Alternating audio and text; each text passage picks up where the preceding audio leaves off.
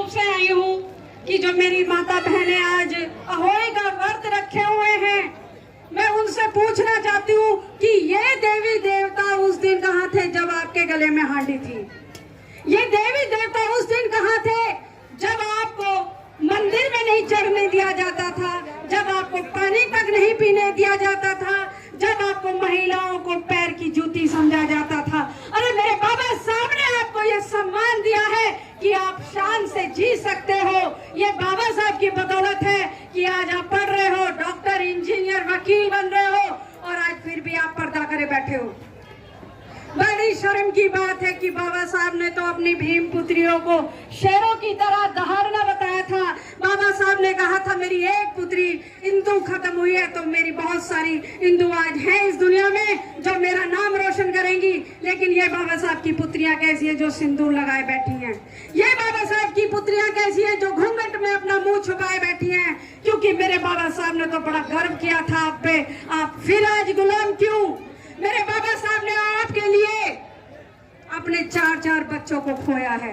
बाबा साहब ने अपनी पत्नी मेरी माता रमाबाई को खोया है और बाबा साहब ने अपने स्वास्थ्य को खोया है। इसलिए खोया है कि आप आजाद हो सको, आप रूढ़िवादिता से बाहर आओ, आप अंधविश्वास से बाहर आओ। फिर ये घूंघट क्यों? फिर ये अंधविश्वास क्यों? फिर ये हाथ में गरीबी के धागे क्यों हैं? अगर आपको गरीब ही रहना था तो वो जो आपकी पहले की जिंदगी थी, जो संविधान से पहले की जिंदगी थी, जो इतिहास पहले था, वो इतिहास तो आज भी आप लोगों ने कायम कर दिया। बाबा साहब ने तो आपको आजाद शेरनी बनाया था और आप आज फिर गुलाम क्यों बन गई? मैं अपनी बहनों से कहना चाहती हूँ, ये प्रोग्राम आपके गांव में हो रहा है, आपके घर में हो रहा है, फिर आज छतों पे क्यों हो? नीचे उतर के आओ। और अगर आप ये कहते हो कि सब भगवानों की देन है तो मुझे ये बता दो आपके बच्चे कौन से भगवान की देन है जिसने पैदा किया हो? एक भी भगवान का नाम बता दो। अगर ये भगवान ने आपको पैदा किया है तो फिर ये बलात्कार किसने पैदा किया है? फिर ये लेडीजों के बलात्कार, लड़कियों के बलात्कार, भाइयों के मर्डर जो हो जाते तो क्यों होते हैं? मूंछ रखने पर भाइयों के मर्डर हो जाते हैं, आपके जमीन जायदाद जबरदस्ती छीन ले जाते हैं। ये कौन से भगवान की देन है? आप मुझे बताओ।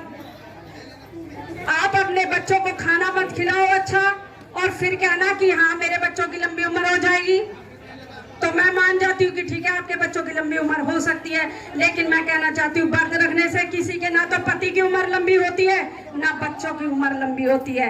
बच्चों की लंबी उम्र होगी तो अच्छे खाने पीने से होगी और पति की लंबी उम्र होगी तो अच्छे स्वास्थ्य से, खुश रहने से होगी। आप जब वो दारू पीते तब ना आपने कोई व्रत करा, कोई डंडा बजाया? उनमें नहीं बजाया। लेकिन आप सिर्फ इसलिए उनमें जो है अंधविश्वास रखते हो, एक रूढ़िवादिता आप ढो रहे हो कि पति की लंबी उम्र करवा चौथ के व्रत रखने से हो जाती है। तो मैं कहना चाहती हूँ जब आपके बच्चे छोटे छोटे होते हैं, 1-1, 2-2 महीने के होते हैं, जब बच्चा रोता है तो क्या कहती है मम्मी? बेटा देख चंदा मामा दूर के। जब वो बच्चों का मामा है तो फिर वो आपका पति कैसे हो गया करवा चौथ वाले दिन? ये तो आप बताओ कि करवा चौथ का तो व्रत आपने रखा है ना, फिर वो पति और भाई में अंतर क्या रह गया? आपने दोनों रिश्तों को बदनाम कर दिया। तो मैं ये कहना चाहती हूँ कि जब आपके पति दारू पे खाएं आप तब रोको, जब आपके पति गुटखा खाए, बीड़ी सिगरेट पिए तब आप उन्हें रोको। अगर करवा चौथ रखने से अगर किसी की लंबी उम्र होती तो आईसीयू में, हॉस्पिटल में लाइन नहीं लगी होती, कोई बॉर्डर पे नहीं मरता, कोई एक्सीडेंट में नहीं मरता।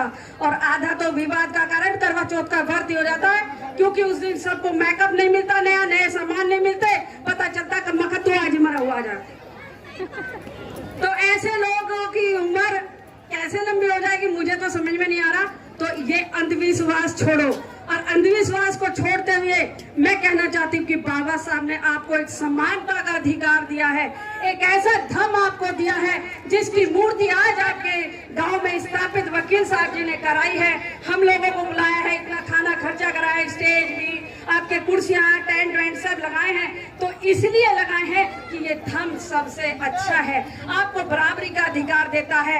जहाँ एक जेंट्स कोट पैंट पहनता है वहीं पे बाबा साहब ने आपको कोट पैंट पहनने का अधिकार दिया है। इसलिए नहीं दिया है कि आप पढ़ लिखने के बाद पीएचडी करो, बीएड करो, एमएससी करो, एमएड बीएड करो, फिर भी आप घूंघट में आ जाओ तो आपका पढ़ाई का कोई भी वो नहीं है। अगर आपको पढ़ना है, अगर आपको कुछ आगे बढ़ना है तो पहले आपको अंधविश्वास को छोड़ना होगा, अपने दिमाग से डर को निकालना होगा। शादी तो मेरी भी हुई है, मेरे भी पति हैं, एडवोकेट हैं, लेकिन ना तो चूड़ी है हाथ में, ना बिछुए हैं पैर में, ना मांग में सिंदूर है, और लंबी उम्र है।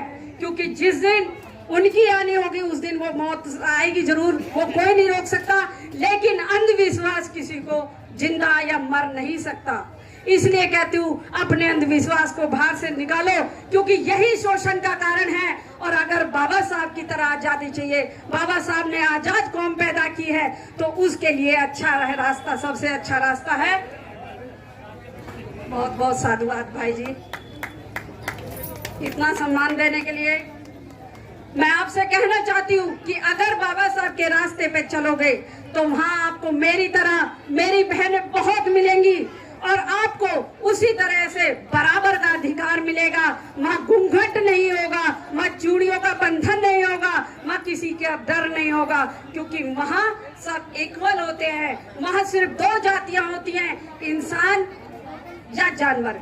और यहाँ पे इतनी सारी जातियां, 6746 जातियों में आपको बांट दिया। जहां मंदिर में जाने से आपको रोक दिया गया, जहां पढ़ने से आपको रोक दिया गया, जहां पानी तक भी आपको नसीब नहीं होने दिया, आप फिर भी उन रूढ़िवादिताओं को अगर झेलते रहोगे तो इसका सबसे बड़ा कारण आप लोगों की डर होगा, अंधविश्वास होगा। और बाबा साहब के रास्ते पे अगर चलोगे तो किसी देश के नहीं, अन्य देश भी आपको मानेंगे, आपको जानेंगे। आपके बच्चों की पढ़ाई कोई नहीं छीन सकता, आपके बच्चों की नौकरियां कोई नहीं छीन सकता, आपके घर मकान नहीं छीने जा सकते, आपके भाइयों को मूंछ रखने के लिए, अच्छे कपड़े पहनने के लिए, जूती पहनने के लिए, घोड़े पे चढ़ने के लिए कोई नहीं रोक सकता।